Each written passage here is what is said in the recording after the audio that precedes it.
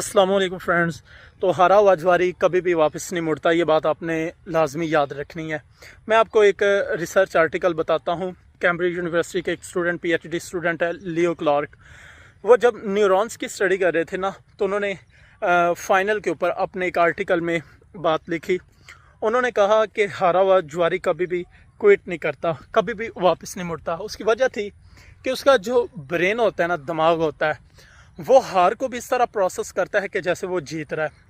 बज़ाहिर और रियल में भी वो गेम को लॉस कर रहा होता है, हार रहा होता है, ठीक है, लेकिन उसका दिमाग उसी हार को विनिंग में प्रोसेस करता है।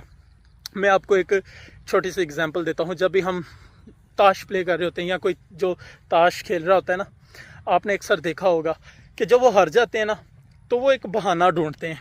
कैसे कि अगर यहाँ पर ए आ जाता, यानी कि वो जो यक्का होता है, या कोई किंग आ जाता, तो अप्रॉक्सीमेटली मैं तो गेम जीत चुका था, मैं विनिंग के करीब था।